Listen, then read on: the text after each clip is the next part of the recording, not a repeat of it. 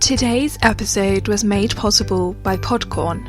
Podcorn is the easiest way to begin monetizing your podcast, where you can connect with amazing sponsorship opportunities, including host-read ads and topical discussions. You have full creative freedom and control over which brands you connect with and what rates you set, and you get the same freedom as the sponsor too. You decide which podcasts you choose to sponsor, and you pay nothing until you are completely happy with the final product. With a really easy user interface, a supportive and helpful Podcorn team, and payments typically received within 24 hours of being hired, what are you waiting for?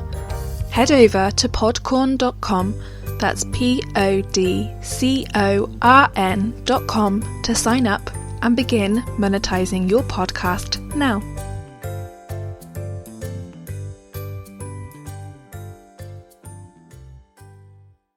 Hi guys, just to let you know, I have a promo of another podcast that I would love for you to listen to, playing at the end of this episode, so please stay tuned until then. Warning. This episode contains description that some listeners may find distressing, so listener discretion is strongly advised.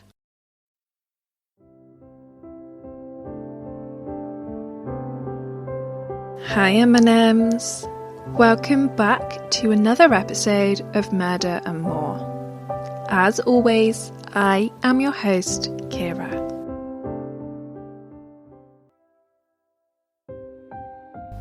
According to the NSPCC, grooming is, quote, when someone builds a relationship, trust, and emotional connection with a child or young person so they can manipulate, exploit, and abuse them, end quote. Any child is vulnerable to being groomed, and any adult can become the groomer, no matter their age, sex, or race. In addition to grooming the child, the individual may also become familiar with the child's family in order to acquire more of the child's trust. With the birth of social media, grooming has become a lot easier to do, as individuals can now groom a child online as well as in person. When a child is being groomed online, it's likely they have no idea who they are talking to, with the abuser typically portraying themselves to be the same age as the victim. Groomers will use different tactics in order to gain the child's trust, including pretending to be younger, buying them gifts, giving them advice and attention, and taking them on trips or holidays. If a child has become more secretive about their online presence or how they're spending their time, has an older partner, has money or new items that they're unable to explain, begin underage drinking or taking drugs, begin to appear distressed and withdrawn, and start to exhibit sexualized behavior, it's possible that they are being groomed without being aware of what's happening to them. Hattersley is a town in the borough of Tameside in Greater Manchester. Tameside is known as an attractive place to live, with a perfect combination of urban and rural landscapes, and boasts several historic market towns and a network of canals. It's in Hattersley that Kelly Ann Bates was born on the 18th of May 1978 to parents Margaret and Tommy Bates. Kelly grew up to be a beautiful, gifted and confident teenager who had a strong relationship with both of her parents. Kelly, who was described by Margaret as a tomboy and, quote, soft-hearted and very maternal, end quote, was passionate about playing sports and, adoring children, she dreamed of becoming a teacher in the future. Her mother recalls her daughter fondly. Quote, Kelly was a good girl. As well as babysitting, she had a job on a market stall at weekends. She played hockey and she was clever at school. She was hard-working and sensible, end quote. However, when Kelly began dating a boy called Dave Smith in 1992, this perfect family unit would be shattered. Kelly was just 14 years old when she met Dave Smith whilst she was babysitting for a friend. Dave was a family friend of the child's parents, and being a gentleman, he offered to walk her home when she'd finished babysitting. Kelly immediately became infatuated with him, and a relationship quickly ensued. For 2 years, Kelly successfully managed to conceal her relationship from her parents, with all the information she revealed was that he was older than she was, and they weren't too concerned about this information. After all, Kelly was mature for her age and had friends who were older than her, so her having an older boyfriend probably didn't surprise Margaret and Tommy. However, what Margaret and Tommy were completely unaware of was the fact that Kelly wasn't concealing her relationship with Dave because she was shy or nervous about them meeting her first boyfriend. When Kelly finally introduced her boyfriend to her parents in late 1995, they would soon learn the horrifying truth behind her secrecy. Margaret returned home from work one day and was surprised by the middle-aged man that walked down the stairs. However, her surprise would instantly become shock and horror when she realised this man was Kelly's boyfriend. Dave was not a teenage boy that Kelly knew from school. In fact, he was 47-year-old divorcee James Patterson Smith. Quote, Kelly brought him home when I was out. As I walked in, he swaggered down the stairs, and it made the hairs stand up on the back of my neck. He was much older than I expected, and looked a bit like John Denver, but he was smarmy. He said, "Nice to meet you at last," and all I could think of was how I wanted to get rid of him. This wasn't the man I wanted for my daughter. I vividly recall seeing our bread knife in the kitchen and wanting to pick it up and stab him in the neck. It was a bizarre thought. I would never normally think of anything so violent, and now I wonder whether it was some sort of sixth sense. I've thought about that many times." End quote. On the exterior, James, who was a Jehovah's Witness, seemed like the perfect man. He didn't drink alcohol, he was a non-smoker, and acquaintances described him as a well-groomed and house-proud man. However, the pleasant exterior was just a mask for a much more heinous reality. In 1980, James's wife of 10 years left and divorced him as he was frequently violent towards her. After their separation, he then began a 2-year affair with 20-year-old Tina Watson, who was used as a punching bag throughout their relationship. Tina fell pregnant, and even during her pregnancy, James would subject her to severe beatings. Tina recalled the abusive relationship. Quote, "At first it was now and again, just a little tap, but in the end it was every day. He would smack me in the face or hit me over the head with an ashtray. He would kick me in the legs or between the legs." End quote. Tina managed to escape the abuse, but not before James attempted to drown her whilst she was in the bath. With no one to abuse, James moved on to 15-year-old Wendy Mottershead. Wendy, as with James's ex-wife and Tina Watson, was frequently abused during the relationship, and she also suffered an attempted drowning at the hands of James Smith. Thankfully, she survived the attack and was able to escape his clutches. Heartbreakingly for Kelly Ann Bates, however, she would not meet such a fortunate fate, and the abuse and suffering she endured at the hands of James Smith is horrifying. Shortly after Margaret met her daughter's much older boyfriend, Kelly moved in with him at his 2-bedroom house in Gorton, just under 7 miles from her family home.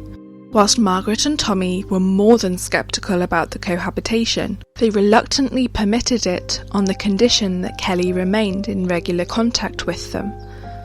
However, it wouldn't be long before Kelly broke her promise to her concerned parents and very rarely visited them. On the rare occasion that she did, Kelly returned to her family home plastered in bruises and bite marks. dark-coloured bruises which she explained away as accidents. Naturally, these bruises just multiplied Margaret and Tommy's anxieties about their daughter's safety. Not only did Kelly return with bruises, she also transformed into a much more withdrawn and shy girl, rarely showering and spending the majority of the time curled up on the sofa in silence. Margaret also recalls that Kelly would sometimes act strangely in their rare phone calls. Despite her parents begging, Kelly ignored their wishes and remained with James. However, the bruises and strange behaviour wasn't the only thing that raised their concerns. Along with the bruises and Kelly's unkempt appearance, the couple had told Margaret and Tommy that James was 32. However, they were shocked to learn that he was actually 48 years old, 30 years Kelly's senior. This further increased their pleas for their daughter to return home with them. Unfortunately, their concern came much too late, and Kelly was already completely under James's control. Kelly left her part-time job at a graphics firm in December 1995 and failed to maintain contact with her parents.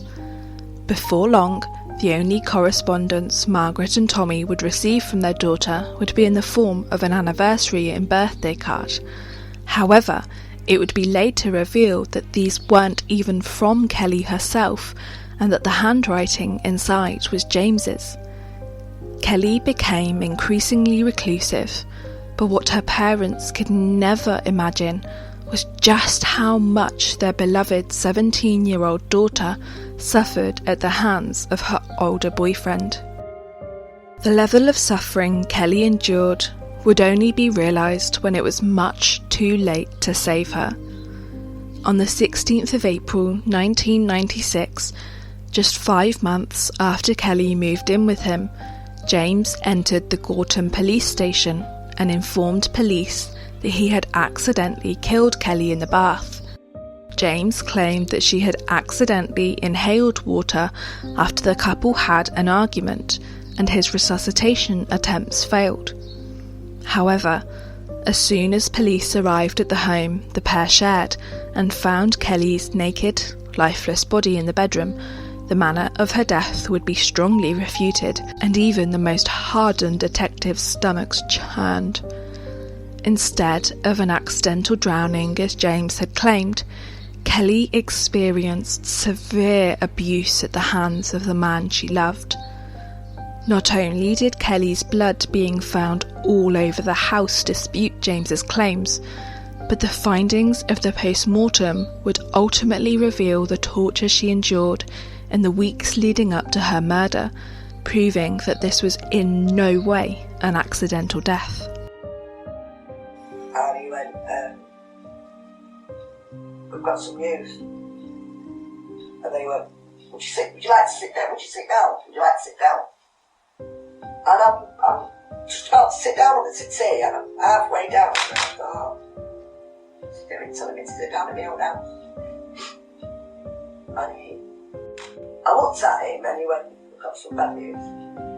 We've got some very bad news. And I just jumped up and I looked at Tommy and I said, he's killed her.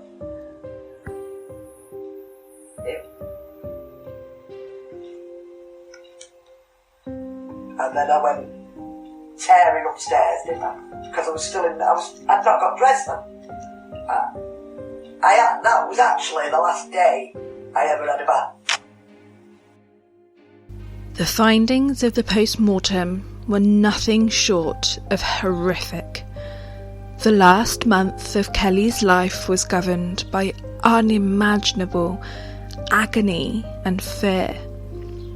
It was suggested that the majority of the month leading up to her death, Kelly was bound, either tied to a radiator or piece of furniture, by her hair or with a ligature around her neck. At the autopsy, Home Office pathologist William Lawler discovered over 150 separate injuries to her body. Quote, "In my career, I have examined almost 600 victims of homicide, but I have never come across injuries so extensive. End quote. At the post-mortem, it was revealed that Kelly had endured scalding to her buttocks and left leg. She had burns on her thighs that were believed to have been caused by the application of a hot iron. She suffered a fractured arm, multiple stab wounds caused by knives, forks and scissors, and stab wounds to the inside of her mouth. Additionally, both of her hands were crushed, and her ears, nose, eyebrows, mouth, lips and genitals had been mutilated. As if those injuries weren't enough, James had also gouged Kelly's eyes out, with the pathologist determining that this occurred, quote, not less than 5 days and not more than 3 weeks before her death, end quote. The pathologist also found stab wounds in the empty eye sockets and determined that she was severely malnourished, having been starved of both food and drink. Kelly had lost 20 kilograms or 44 pounds during the ordeal and had not received any water in the days leading up to her death. Despite all of her injuries, Kelly survived her horrific ordeal. However, the abuse finally ended on the 16th of April when James drowned her after beating her over the head with the shower head.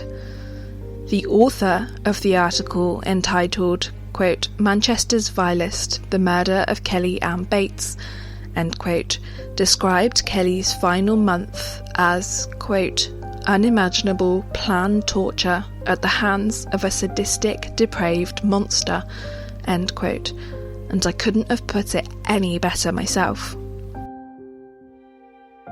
James Patterson Smith was immediately charged with Kelly's murder, with Detective Sergeant Joseph Monaghan heading up the murder inquiry. Quote, I have been in the police force for 15 years and have never seen a case as horrific as this, end quote. James pleaded not guilty to Kelly's murder, and the trial began on the 12th of November 1997 at Manchester Crown Court. Prosecutor Peter Openshaw told the jury that Kelly's, quote, physical pain would have been intense, causing anguish and torment to the point of mental breakdown and collapse. It was as if he deliberately disfigured her, causing the utmost pain, distress and degradation. Injuries to her neck suggested she had been held with a ligature. The injuries were not the result of one sudden eruption of violence. They must have been caused over a long period of time. The injuries were so extensive and so terrible that the defendant must have deliberately and systematically tortured the girl, end quote. However, the jury were also told that Kelly's death, quote, must have been merciful, end quote. In an attempt to avoid being convicted for her murder, James painted himself as the victim and informed the jury that Kelly would put him through hell and often wind him up about his deceased mother. He also claimed that Kelly had, quote, a bad habit of hurting herself to make it look worse on me, end quote. James was asked to explain to the court why he had forced Kelly to endure all the abuse he put her through, and he contended that Kelly had challenged him to harm her. However, the jury saw through this facade, and it took them just 1 hour to find James Patterson Smith guilty of the murder of Kelly Ann Bates. On the 19th of November 1997, Mr. Justice Sachs stated, quote, this has been a terrible case, a catalogue of depravity by one human being upon another. You are a highly dangerous person. You are an abuser of women, and I intend, so far as it is in my power, that you will abuse no more, end quote, as he sentenced him to life imprisonment with a minimum tariff of 20 years. James was 49 at the time of his conviction and incarceration, meaning he will be 69 when he becomes eligible for parole. due to the horrific pictures the jury had to look at and all the heartbreaking details of abuse that Kelly suffered in her final month on Earth. The jurors were so traumatised that they all accepted the offer of professional counselling once the trial was over. Margaret has only recently spoke about her only daughter's murder, and in an interview with the Daily Mail in 2015, she told them, quote, "I wish I had killed Smith myself. I want him to die just like Kelly did. Not a day goes by when I don't think that. But he had her in his clutches and I couldn't save her," end quote. She also reveals that she's never been able to read the autopsy report. She can't bear to read everything her daughter endured at the hands of James Smith. Quote, "Every now and again, I phone the coroner to ask for the post-mortem report, but each time I back out. I can't face it. I never will," end quote. Grooming can have a long-term effect on the victim. They can suffer from anxiety and depression, PTSD, eating disorders, and suicidal thoughts. Victims may develop drug and alcohol problems, may feel guilty or shameful about their ordeal, and may have problems maintaining or creating relationships with family and friends. If you suspect a child is being abused, please call the NSPCC helpline on 0808 800 5000. If the child is in immediate danger, please ring 999 or your country's emergency line. If you believe a crime has been committed, you can contact Crime Stoppers anonymously on 0800 555 111 or by filling out an online form, which I will provide a link to in the show notes and on my website. If you are a child being groomed or abused, please contact Childline on 0800 1111. If a child confides in you that they are being groomed, please listen carefully to what they tell you. Reassure them that they've done the right thing by telling you, that you believe them and that it is not their fault. Explain to the child what you will do next, which should never involve confronting the alleged abuser, and report what the child has told you as soon as possible. For more information on how to identify abuse and how to keep your child safe, visit nspcc.org.uk. Let's stop the abuse before it even has a chance to happen, so no more young girls suffer so brutally.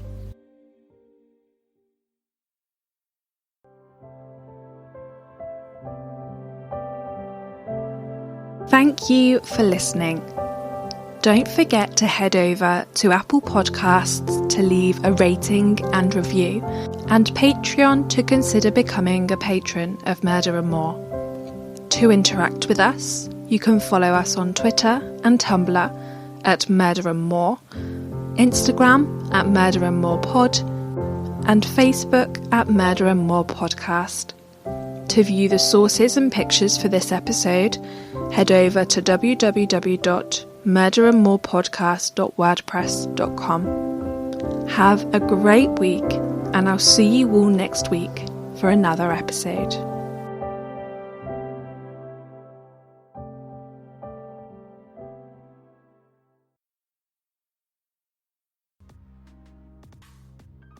Hi, I'm Jenny, the host of It's Murder Up North. If you're curious about the murderous north of England, this podcast is definitely for you. I've lived in various parts of the north of England. I went to college in the shadow of Saddleworth Moor, where Myra Hindley and Ian Brady buried those 5 innocent children. I've worked in the city of Leeds, where the Yorkshire Ripper targeted his victims in the 1970s. Knowing how geographically close I have been to these crimes made me curious, and that curiosity became this podcast. However, my main hope is to help you see the person, not the victim.